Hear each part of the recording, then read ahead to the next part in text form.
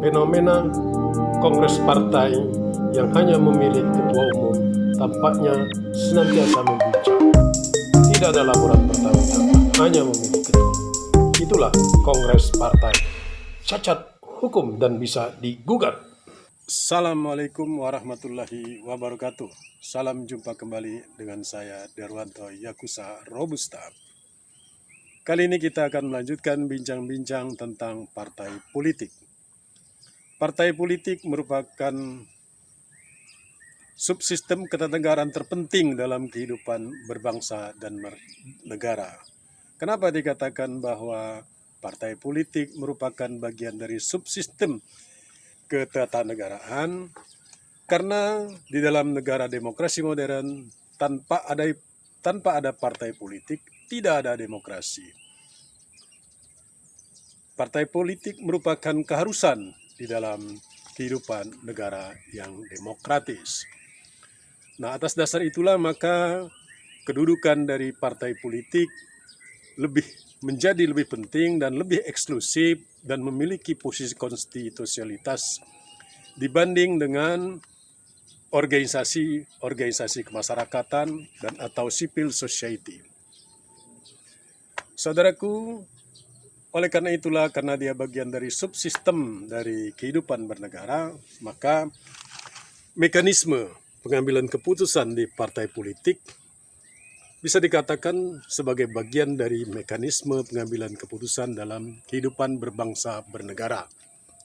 Oleh karena itulah, penegakan sistem dengan melalui menegakkan aturan main sebagaimana diatur dalam anggaran dasar anggaran rumah tangga menjadi sangat penting. Nah, isu yang krusial di dalam kehidupan partai politik adalah terkait dengan pelaksanaan kongres dan atau sebutan lain, yaitu instansi pengambilan keputusan tertinggi sebuah partai politik. Nah, instansi pengambilan keputusan partai politik itu pada dasarnya ada dua, yang disebut dengan satu adalah kongres luar biasa, kedua adalah kongres sebagaimana yang berjalan sesuai dengan ketentuan anggaran dasar anggaran rumah tangga yang bersifat reguler.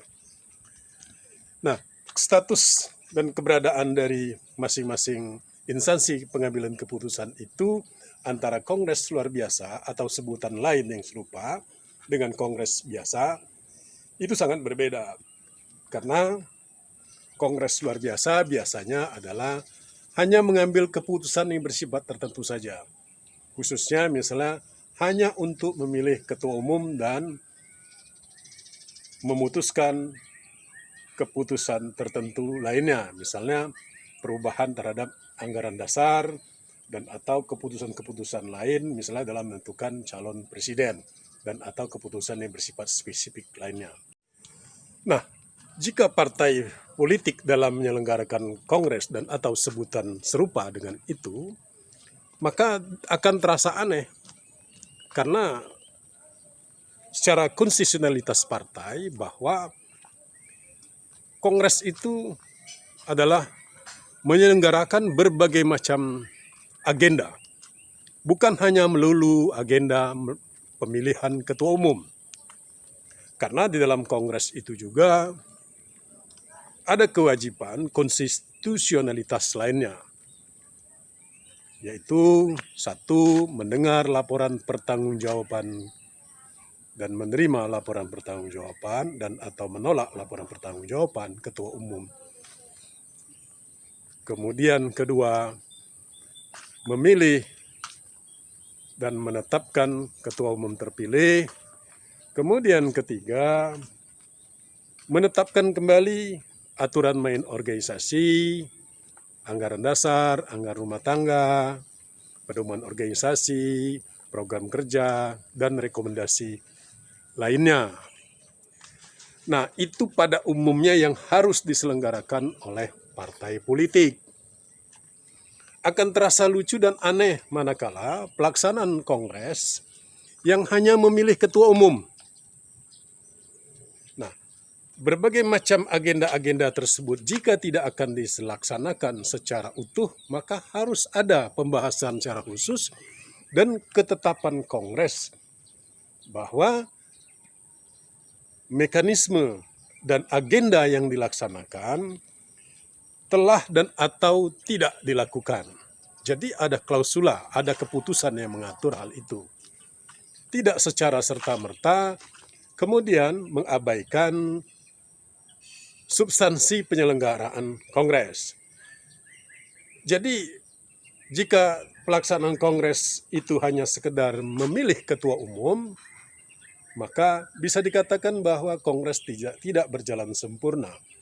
Boleh jadi dikatakan telah terjadi pelanggaran secara sadar dan dilakukan secara bersama-sama.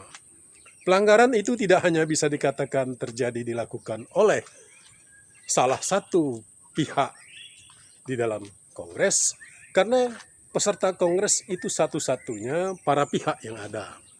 Oleh karena itu, jika sudah terjadi kesepakatan bersama dan itu juga melanggar ketentuan sebagaimana yang diatur di dalam anggaran dasar anggaran rumah tangga, maka itu bisa dikatakan sebagai sebuah pelanggaran.